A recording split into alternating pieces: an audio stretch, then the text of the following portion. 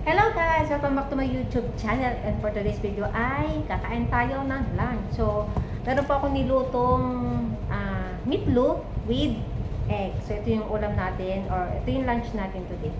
Yung pagka-meatloaf niya is sobrang lambot kahit toasted na yung pagkaluto ko sa kanya. Napakalambot ng meatloaf niya.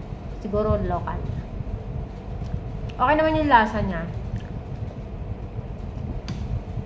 Pero mas masarap pa rin yung orig. Lagyan tayo ng konting toyo pampalasa. Ayan, kain tayo guys. Samahan niyo ako kumain ng ating lunch. Tapos, gusto yung ketchup ko. Diba, wala na ako may taktak. Gusto yung ketchup ko, wala na akong sausawan, wala na rin akong mantomas. So, hindi pa ulit ako nakakapag-grocery. Wala na talaga siyang pag-asa. Ubus na siya. Hindi pa man ako masyado nakaganaganaan kumain ng mga fried pagka walang sausawan.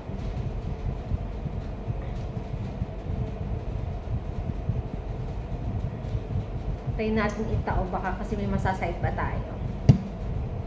Let's go guys. Kain tayo. Pray muna tayo.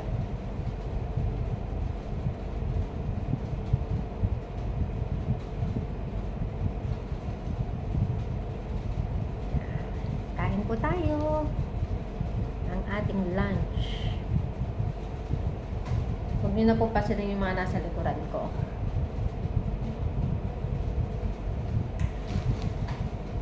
Pwede may chicken pa naman siya.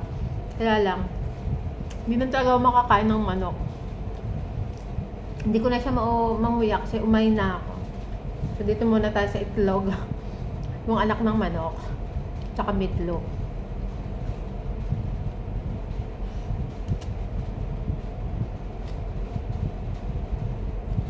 May natira pa rin ako para sa night ko, sa gabi. Kain po tayo.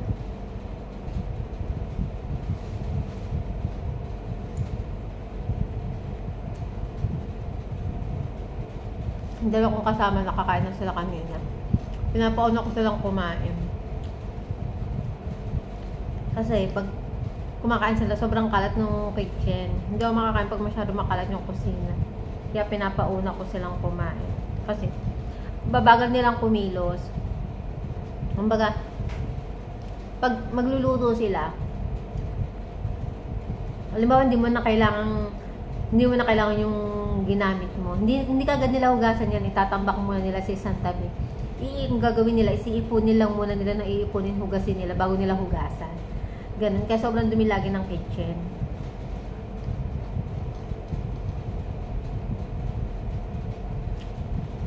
Pag may time naman ako, tumutulong ako. Excuse me. Nahirina na ako.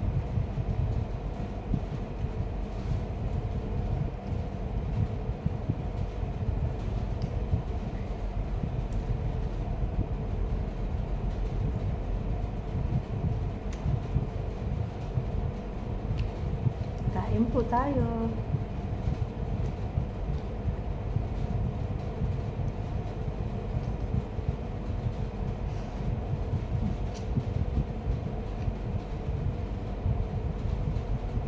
After natin mag-lunch, papahinga lang tayo. Magpapahugog lang tayo ng kinain or magpapababa tayo ng kinain. Tapos, tulugan time. Mga 1 o'clock after makapag-prepare ako ng lunch sa loob. Tapos na yung trabaho ko sa lunch. Except na lang kung iba pagawa pa sila. Pero hintayin ko muna sila matapos kumain. Kasi pagka nakahugas ako, napagkat ako ng mga prutas, pahinga ko na.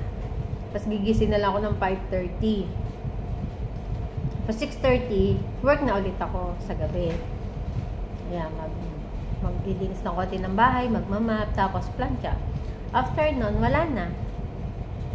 Yun lang yung ginagawa ko sa gabi.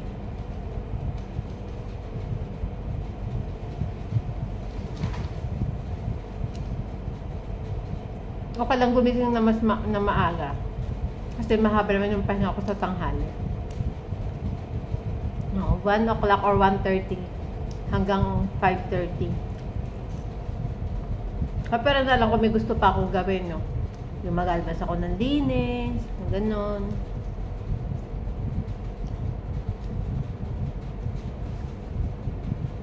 Kain po ulit.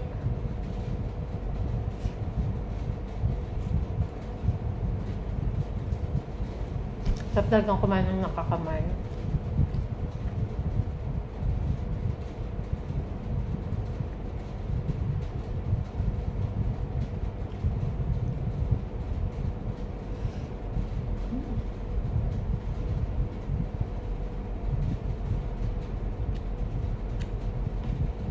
Nasa ang handang tubig. Meron pa rin dito sa tabi ko.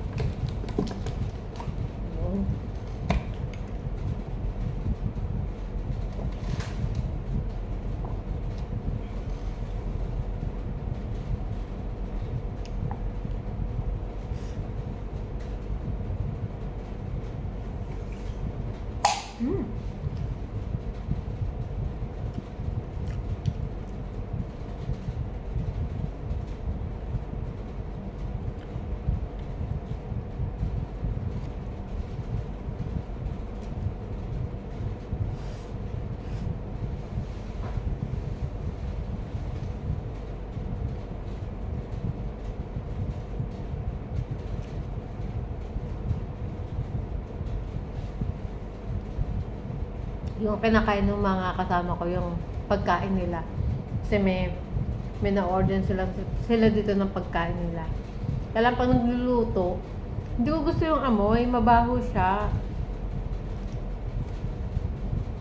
Ko gusto yung amoy yung niluluto nilang ulam para sa, alam niyo yung parang yung tinapay nila, na napakalaki siya, ganyan siya kalaki.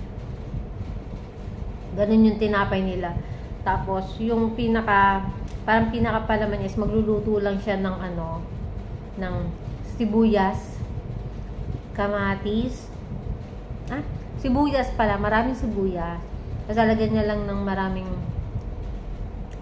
pampalasa. Tapos tomato paste. Yun lang yung nila. Or minsan nilalagyan nila ng itlog. Lulutuin nila yun. Kumbaga parang gagawin nilang naging powder siya. Parang ganon.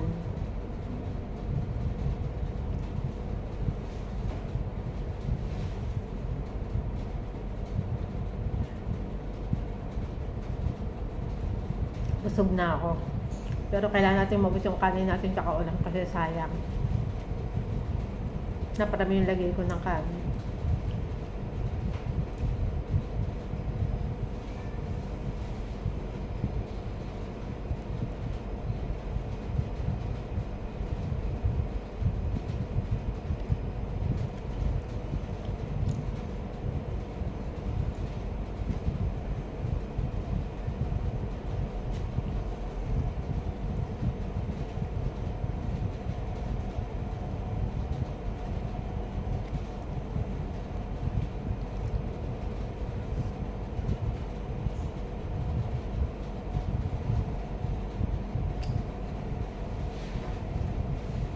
Parang tabag ng ganito ko ay.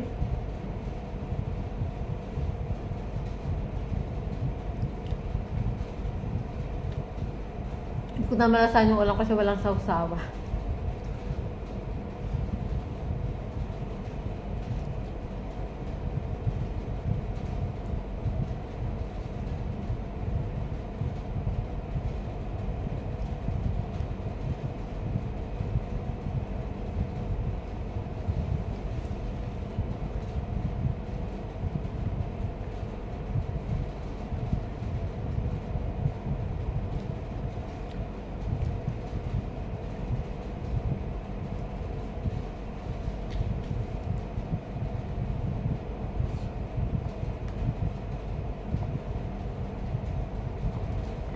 Busog na ako kakain ng tubig.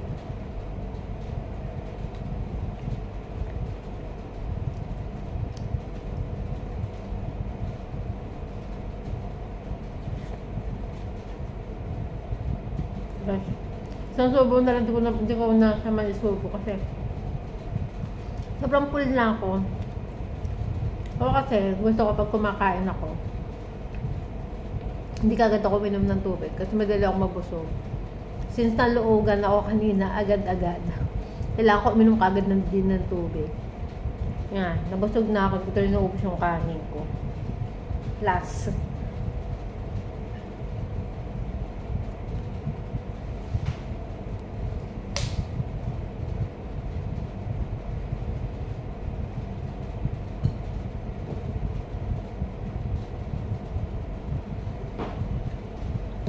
So, ayun na nga guys, natapos na akong kumain, hindi natin naubos yung pagkain, kasi nabusog ako sa tubig. Nabusog din naman ako, kahit wala yung sausawan. So, yun lang guys, thank you for watching, see you on my next video, bye!